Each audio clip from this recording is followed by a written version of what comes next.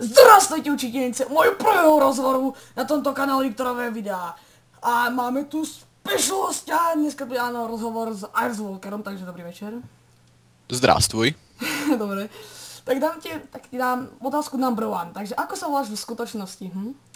No, v skutočnosti sa volám Michal Kavuliak a bývam na Slovensku. Fajné. Tak rovno si už odpovedal na druhú otázku, takže ideme na tretiu. Koľko máš rokov? Mám, no, nehovorím to často, ale mám len 14 rokov. Mal som v decembri narodeniny. Povedal by som, že máš takých 16-17, ale dobre. Dobre, aké hry hrávaš? No tak, prevažne ten Minecraft a teraz už som začal aj s Assassin's Creed 3, pretože som si ju kúpil na Vianoce. Teda, Ježiško mi doniesol. Čo plánuješ točiť? Tak do budúcnosti asi toho Assassina, akurát, že najprv si musím zohnať novú grafickú kartu. Tvoje najobľúbenejšie jedlo? Moje najobľúbenejšie jedlo sú určite brinzové halušky, pretože som Slovák a brinzové halušky sú proste naj. No. Ako ťa napadlo točiť videá? No, napadlo ma to asi tak, že som začal pozerávať gamera, ešte neviem, mal strašne málo vtedy odoberateľov, točil Skyblock a tak sa mi to nejak zapáčilo, ja som sa potom pozrel do popisu, bol tam program Fraps a tak som sa rozhodol, že by som to skúsil aj ja a urobil som svoje prvé video. Dobre, tak potom ma zaujíma, čo robíš vo voľnom čase? No tak vo voľnom čase sa buď učím, ale to len málo kedy, ale tak väčšinou chodím von s kamarátmi a tak.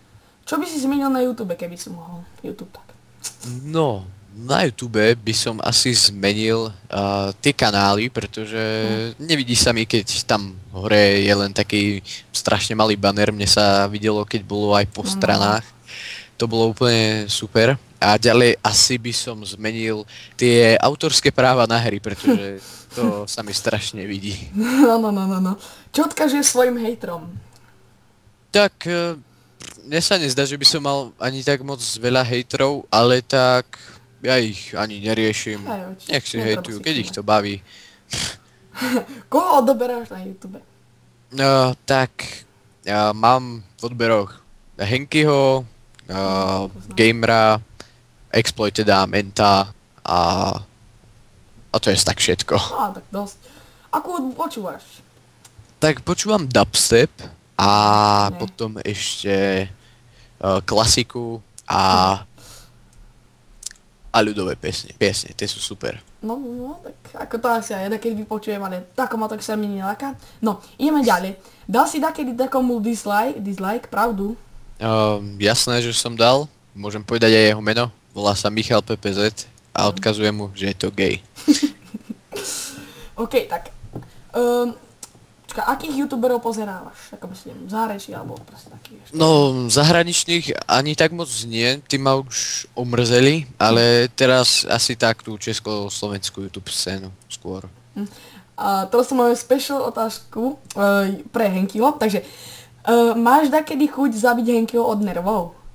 No tak, po väčšine času to už tak býva, ale tak zase asi nie, lebo by som potom nemal s kým točiť Minecraft.